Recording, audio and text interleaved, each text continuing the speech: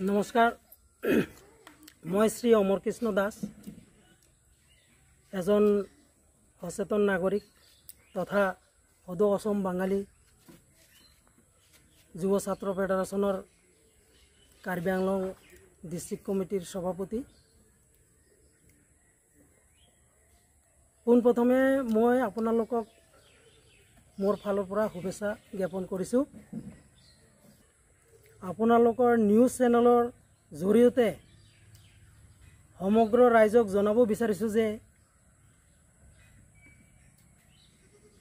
যোৱা ইংৰাজী 20 ছেপ্টেম্বৰৰ 2025 তাৰিখত কাৰ্বি আংলং বাঙালী যুৱ ছাত্ৰ ফেডাৰেশ্যন নাম দি তাপস দাস আৰু দশৰথ দাসে কিছুমান মন্তব্য আগবঢ়াইছে আৰু ঠায়ে ঠায়ে সিহঁতে বাঙালী যুৱ ছাত্ৰ ফেডাৰেশ্যনৰ নাম আৰু কাৰ্বি আংলং জিলা সমিতিৰ নাম দি সদৌ অসম বাঙালী যুৱ ছাত্ৰ ফেডাৰেশ্যনৰ সভাপতি মাননীয় দীপক দে মহোদয়ৰ নেতৃত্বত তেওঁলোকে প্ৰচাৰ কৰা কাৰ্বি আংলং বাঙালী যুৱ ছাত্ৰ ফেডাৰেশ্যন আৰু সদৌ অসম বাঙালী যুৱ ছাত্ৰ ফেডাৰেশ্যন গঠন কৰা হোৱা নাই আমি তদন্ত কৰি পাইছোঁ। সিহঁতে নিজে ববীয়াকৈ যিবিলাক কাৰ্বি আংলং বাঙালী জাতিৰ নামত যিবিলাক অপপ্ৰচাৰ কৰি আছে সেইটো সম্পূৰ্ণ ভুল তথ্য পাইছোঁ। আৰু সিহঁতে কোনো বাঙালী ফেডাৰেশ্যনৰ সদস্যও নহয় আৰু কোনো সভাপতি সম্পাদকো নহয়।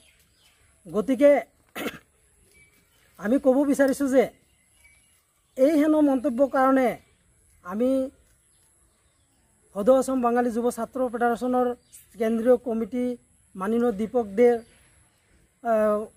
লগত যোগাযোগ কৰি আমি যিবিলাক তথ্য পালোঁ সিহঁতৰ কোনো ফেডাৰেশ্যন সদস্যও নহয়। আমি এইটো মানে সিহঁতে মন্তব্য দিয়াৰ পিছত আমি মানে তদন্ত কৰি পালোঁ। গতিকে যোৱা কাৰ্বি আংলং বাঙালী যুৱ ছাত্ৰ ফেডাৰেশ্যনে জিলা সমিতিখনে কোনোভাৱেই আমি মানি ল'ব নোৱাৰোঁ। এইটো আমাৰ জিলা সমিতিখন দীপক দেৰ তত্ত্বাৱধানত গঠন হৈছিলে আৰু সিহঁতে নিজে যিটো সংগঠন বনাইছে বুলি কৈছে ফেডাৰেশ্যন বুলি সেইটো একদম সম্পূৰ্ণ ভুল। আৰু যদি হৈছে তেনেহ'লে সিহঁতে প্ৰমাণ কৰি দিয়ক কোন সংগঠনৰ কোন কাৰ অধীনত মানে সিহঁতে এইটো সংগঠন চলাই আছে। তো গতিকে আৰু সিহঁতে এইটো সংগঠনৰ যেটো মানে কেণ্ডেল মাৰ্চ কৰিছিলে তাতে মাননীয় দীপক দে কেন্দ্ৰীয় সমিতিৰ সভাপতি তেখেতে অৱগত নাছিলে আৰু সম্পূৰ্ণ মানে নিজববীয়াকৈ কৰিছে আৰু তেখেতে মানে ফেডাৰেশ্যনৰ নাম বদনাম কৰি আছে। গতিকে আমি সদৌ অসম বাঙালী যুৱ ছাত্ৰ ফেডাৰেশ্যনৰ ডিষ্ট্ৰিক্ট কমিটি